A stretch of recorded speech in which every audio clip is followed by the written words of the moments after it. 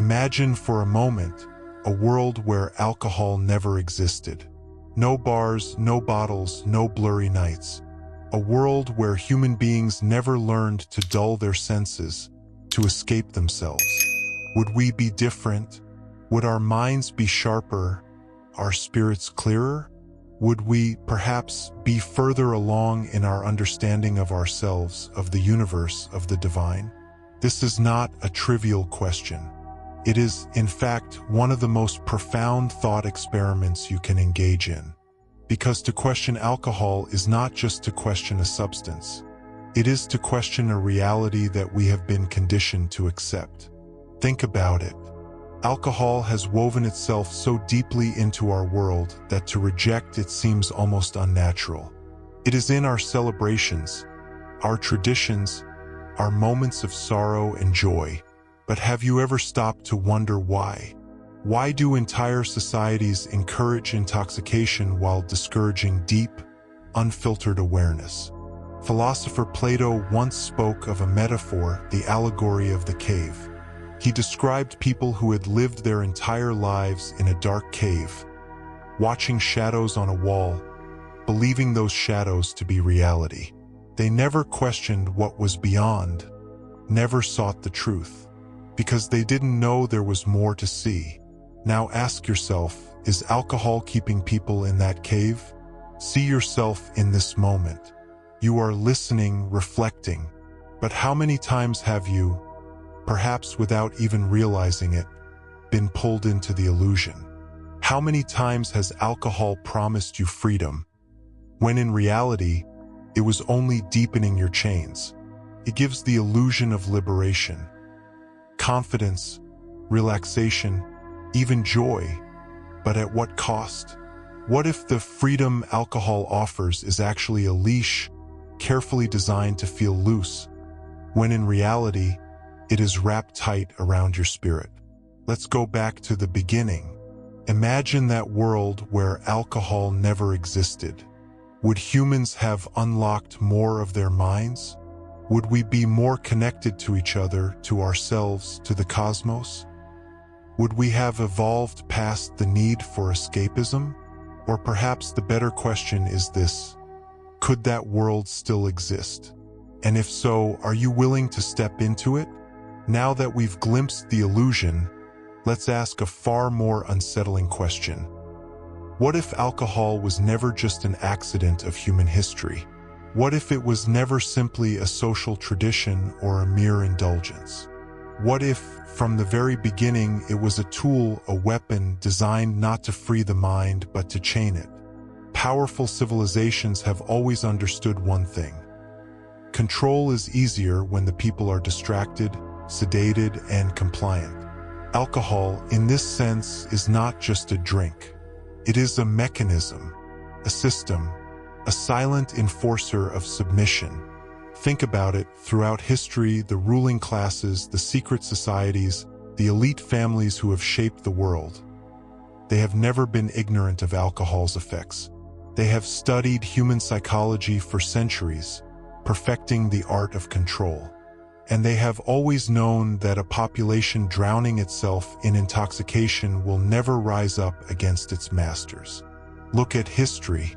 Ancient Rome, the emperors kept the people passive with bread and circuses, free food, grand spectacles, and of course, alcohol. Why? Because a drunk and entertained population does not rebel. They cheer, they comply, they accept.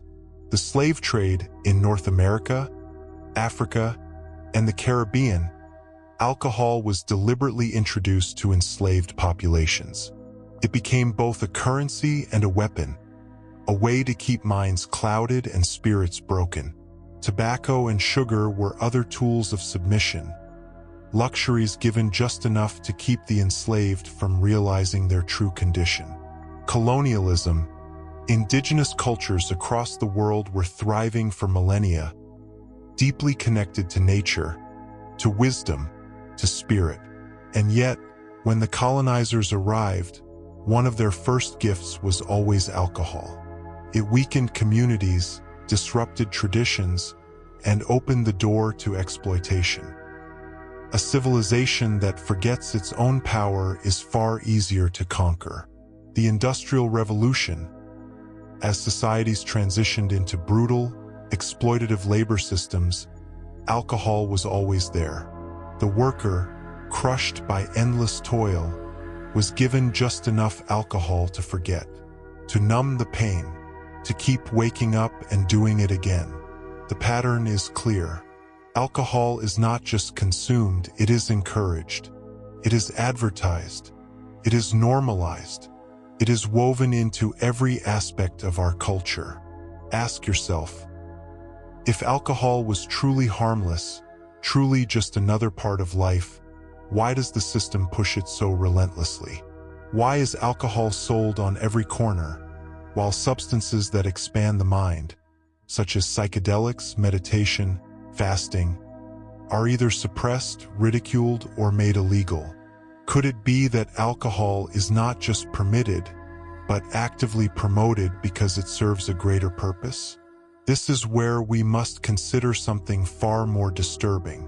When people think of oppressive governments, they often imagine Orwell's 1984, a world of violence, surveillance, and brute force.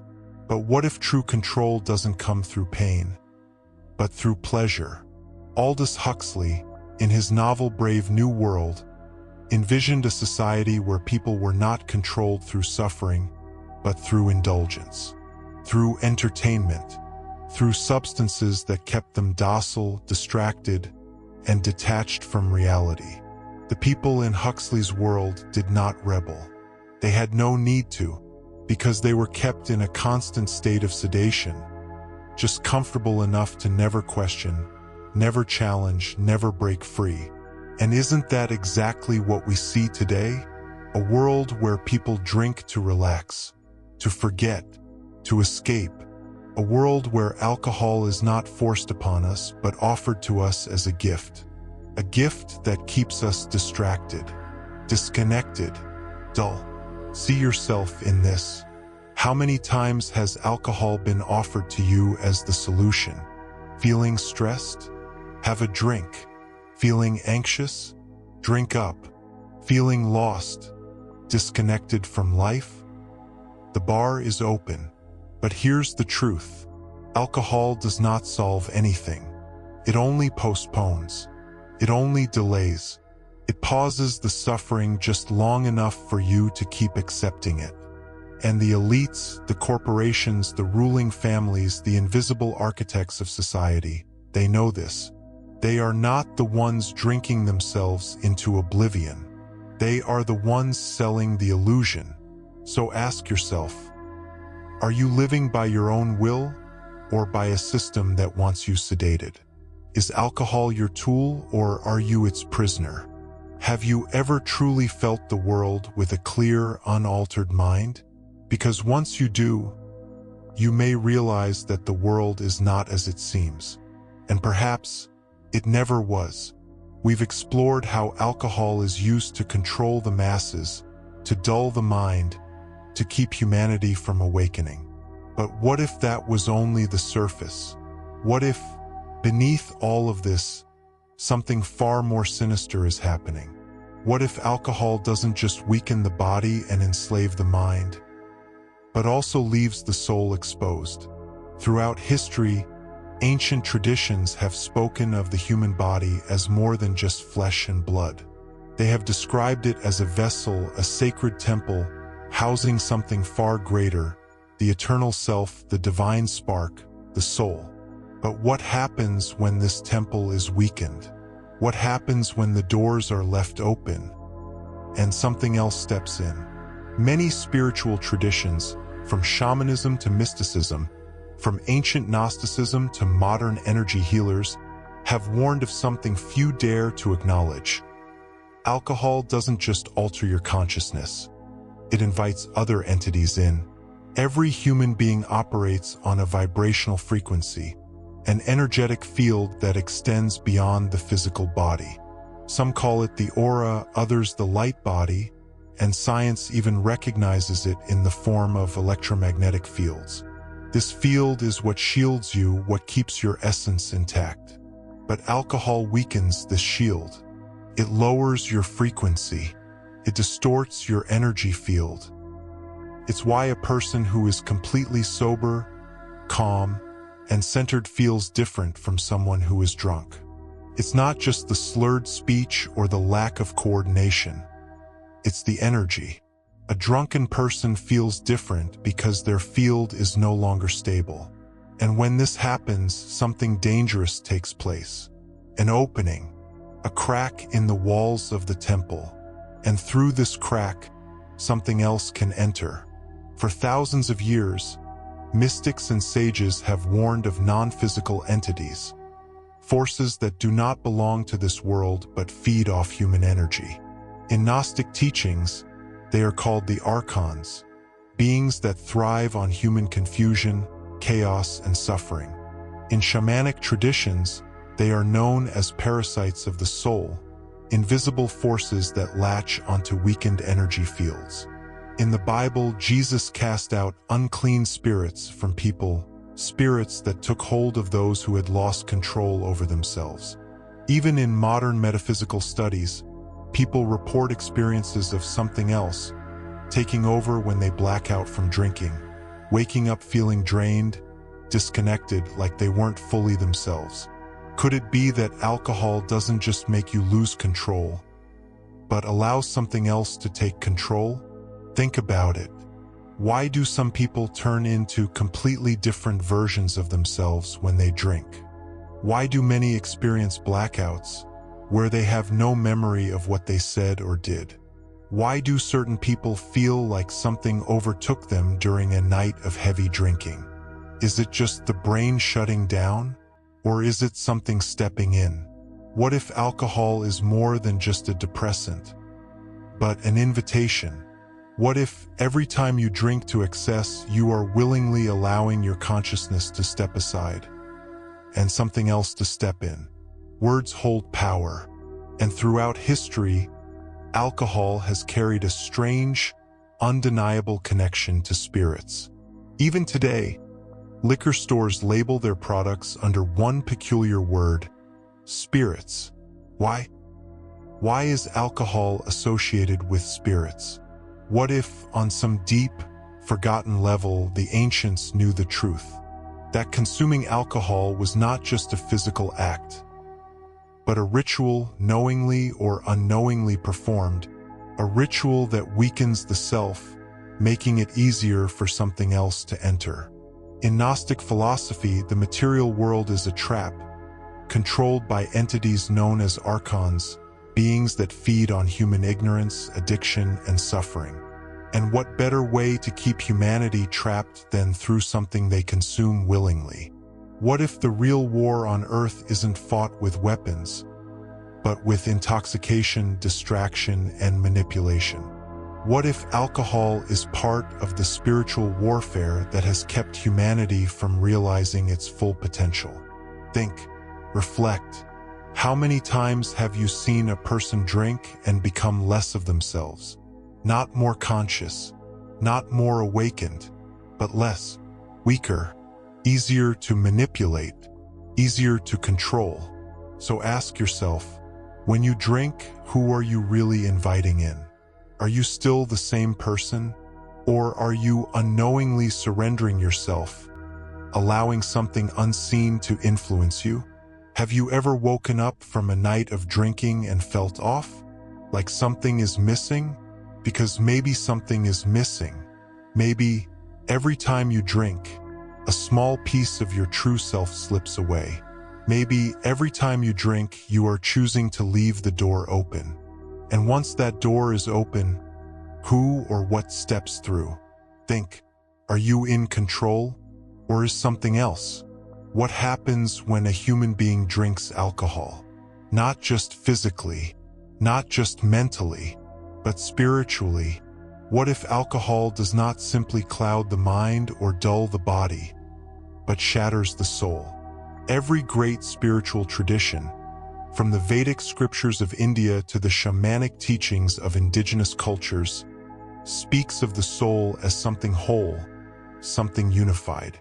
The soul is meant to be intact, a powerful, radiant field of energy, containing your essence, your consciousness, your divine connection. But what happens when this field is weakened? What happens when something that was once whole begins to fracture? This is the forgotten spiritual consequence of alcohol, the fragmentation of the self. In ancient shamanic traditions, there exists a concept known as soul loss. Soul loss is not just a metaphor, it is a literal spiritual condition. It occurs when a person goes through trauma, addiction, or deep unconsciousness, causing parts of their soul to become disconnected, scattered, lost, and no longer fully integrated into their being. Shamans believe that alcohol is one of the fastest ways to create soul loss. Why? Because alcohol weakens the vital energy field, causing pieces of the self to detach. This is why, after a night of heavy drinking, people often wake up feeling disoriented, emotionally numb, like something is missing because something is missing. Part of them is gone. Now, consider this. Why do people meditate? Why do monks, yogis, and mystics spend their lives cultivating stillness, awareness, and self-mastery? Because meditation is the process of gathering the mind, unifying the soul, strengthening the spirit. But what does alcohol do? The exact opposite. Meditation brings awareness. Alcohol brings forgetfulness. Meditation integrates the self. Alcohol scatters the self. Meditation elevates consciousness. Alcohol lowers it.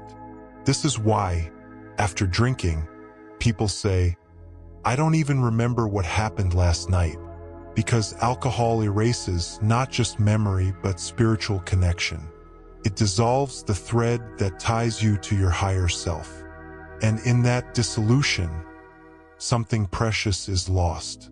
Have you ever noticed how, over time, people who drink excessively start to change? Not just in their habits, not just in their health, but in their very essence. They start losing touch with who they once were. They become less present, less aware, less in tune with life. They start saying things like, "I don't even know who I am anymore. I feel like I've lost myself. I feel empty," because in a very real way they have lost themselves, piece by piece, fragment by fragment, until what remains is a hollowed-out version of who they used to be. But why do people drink in the first place? They drink because they want to escape stress, escape pain, escape themselves. But here is the dangerous truth.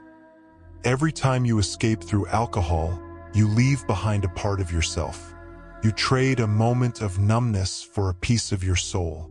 And the more you do it, the more you lose. Until one day you look in the mirror and realize you're not even sure who's looking back at you. But here's the good news. Soul fragmentation is not permanent. The pieces can be recovered.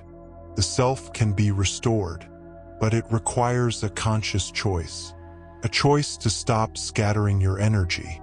A choice to stop dissolving into nothingness. A choice to start remembering who you really are. Because every sip of alcohol is a step toward forgetting. And every moment of awareness is a step toward awakening. The question is, which path will you choose? Let me ask you something. What does freedom truly mean to you? Is it the ability to do as you please? To drink, to indulge, to escape? Or is it something deeper, something more profound? Most people believe that drinking is an act of liberation, a way to break free from stress, from rules, from the weight of the world. But what if I told you that this is the greatest illusion of all? That alcohol does not liberate, but enslaves? That instead of setting you free, keeps you trapped in a prison of your own making? Human beings have always sought bliss, peace, and transcendence. But the question is, do you earn your bliss, or do you borrow it? Real bliss, real freedom requires effort. It requires struggle, growth, transformation. But alcohol offers a shortcut, a way to bypass the hard work of self-discovery, a way to feel good without actually being good, a way to feel free without actually being free. But here's the thing about shortcuts. They always lead you in circles. They don't take you anywhere new. They don't elevate you. They keep you trapped. Nietzsche spoke of this trap.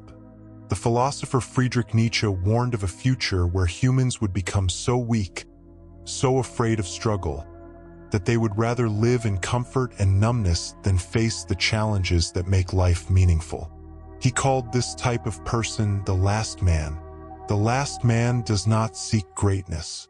The last man does not seek truth. The last man seeks only comfort, a painless, effortless existence where pleasure replaces purpose, where distraction replaces depth, where temporary relief replaces real transformation. Does that sound familiar? It should, because that's exactly what alcohol provides.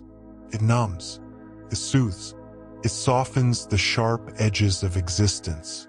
But in doing so, it weakens you, it makes you passive, it makes you afraid of reality itself. And the more you drink, the more you become the last man. A person who no longer strives for anything because numbness has become the goal. This is why alcohol is not a tool of liberation. It is a tool of enslavement. And this brings us to, you remember The Matrix, don't you? The story of a world where people live in an illusion, thinking they are free, when in reality, they are imprisoned. They are given a choice. Take the blue pill and stay asleep, or take the red pill and wake up. Now tell me, what is alcohol if not the ultimate blue pill? Keeps you content in your suffering. It makes you accept the unacceptable. You hate your job? Drink. Your relationships are falling apart? Drink. You feel lost in life? Drink. And for a few hours, everything feels okay. But here's the problem, nothing actually changes. You wake up in the same world with the same problems, only now you're weaker. Only now you're less willing to fight back. And that's exactly the point. Society doesn't want you to wake up. Society doesn't want you to think too deeply, to question too much, to demand something greater. Because an awakened mind is dangerous. A questioning mind is uncontrollable. So instead of fighting back, you are handed a bottle, a beautiful, shining, golden blue pill, and told, here, drink this. Don't worry, be happy. And just like that, another mind goes back to sleep. Another soul gets trapped in the illusion. Another human being becomes enslaved without even realizing it. But what if you took the red pill instead? What if freedom isn't about escaping pain, but about having the strength to face it? What if real liberation comes not from numbing yourself, but from becoming so powerful, so awake, that nothing can break you? Imagine that for a moment. Imagine living a life where you don't need to escape, where you don't need to drown your thoughts, your fears, your doubts, because you have mastered them. That is true power. That is true freedom. And that is what alcohol steals from you. So I ask you now, are you free? Or have you just been given the illusion of freedom? Are you truly in control of your choices? Or are you simply reacting, reaching for the bottle like a puppet on strings? And if that is the case, then who is really pulling those strings? Who benefits from keeping you numb, docile, and obedient? And more importantly, are you ready to cut those strings and wake up? Let me ask you something. What if breaking free from alcohol wasn't about restriction, but about power? What if quitting drinking wasn't about giving something up, but about taking something back? Something that has been stolen from you. something you were never supposed to lose. Your clarity, your energy, your potential, your connection to something greater. Because that's the real secret, isn't it? The moment you let go of alcohol, the moment you truly break free, everything changes. We've been told a lie so deep, so ingrained, that most people never question it. The lie that drinking is normal, that it's just a part of life, that choosing not to drink makes you boring, uptight, or missing out. But think about it, who profits from this belief? Who benefits from keeping you intoxicated, foggy, and disconnected from your highest self? Because the truth is, choosing sobriety is the ultimate act of rebellion. When you refuse to drink, you are refusing to be controlled. You are refusing to be manipulated by a system that wants you weak. You are saying, I choose clarity over confusion. I choose strength over sedation. I choose to be fully awake in a world that wants me asleep. And that is power. Throughout history, the greatest spiritual traditions have all practiced one thing in common: fasting. But why? Why would mystics, saints, and sages intentionally deny themselves food or drink? Because they understood something most people don't. The body and mind are deeply connected. And the cleaner the body, the clearer the mind. Fasting wasn't just about health, it was about transcendence. It was about breaking free from the distractions of the flesh to access something higher. And now think about this: what is alcohol?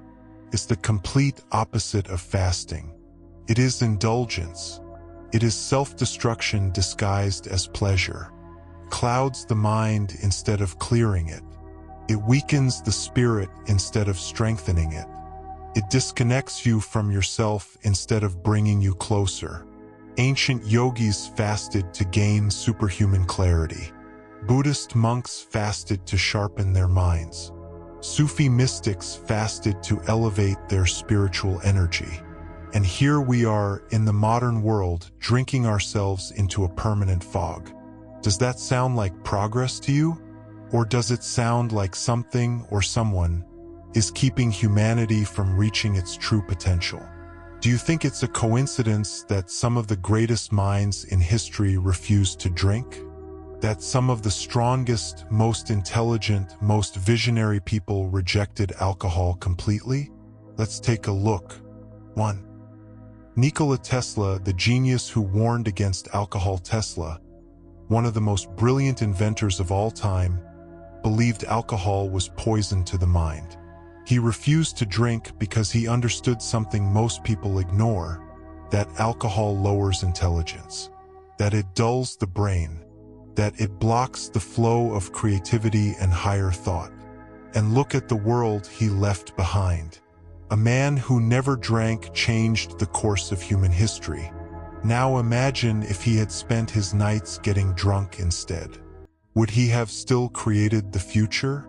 Would he have still tapped into that higher genius? Or would he have just become another lost soul, drowning in the illusion of liberation? 2. Pythagoras, the philosopher of purity. Pythagoras, the ancient philosopher and mathematician, taught that the purity of the body leads to the purity of the mind. His students had to follow strict diets, no toxins, no poisons, because he understood that a polluted body means a polluted mind. And alcohol, it is the ultimate mental pollutant. It distracts, confuses, and weakens your ability to see the deeper truths of life. Why do you think deep thinkers, mystics, and philosophers often reject alcohol? Because they know true wisdom requires absolute clarity. 3. Bruce Lee, master of energy and discipline. Bruce Lee understood something that most people overlook. Energy is everything. He treated his body like a temple. He knew that what you consume, you become. He didn't just train his muscles, he trained his mind, his spirit, his very life force. And alcohol? It does the opposite. It drains energy. It slows movement, reaction, and thought. It turns the body against itself. Imagine Bruce Lee drinking every weekend. Would he have become a legend? Would he have mastered himself? Or would he have just become another average man, trapped in self-destruction? The truth is, sobriety is not for the weak. It is for those who are ready to take back control, for those who are tired of being lied to, for those who refuse to let their minds, bodies, and souls be poisoned any longer. But the choice is yours. You can keep drinking, keep numbing, keep accepting the illusion, or you can wake up. You can step into your true power. You can reclaim your mind, your energy, your focus, your purpose. And if you do that, there is no limit to what you can become. Because the moment you break free, you don't just regain your clarity. You regain your destiny. Now, I leave you with one final question. Who would you be without alcohol? What kind of mind would you have? What kind of energy? What kind of focus? What kind of life? Because the moment you stop drinking, you don't lose anything. You gain everything. Now you have a choice. The same choice every human must make. Will you continue the cycle? Will you keep drinking, keep numbing, keep escaping, even though you now know the truth? Or will you be one of the few, one of the rare, the bold, the awakened, who chooses to see reality as it truly is? Who refuses to be another pawn in a system that thrives on your weakness? Who says, enough? Because make no mistake, the moment you decide to break free, your life will change forever. The fog will lift. The energy will return. The fire in your soul will reignite. And you will see the world, yourself, and your destiny with absolute clarity. So, I ask you now, will you wake up? Or will you stay asleep? Will you break free? Or will you remain in the prison? If you're ready to step into your power, if you're ready to reclaim your mind, your body, and your soul, if you're ready to become the person you were meant to be, then comment below, ready for a new me. Because today is not just another day.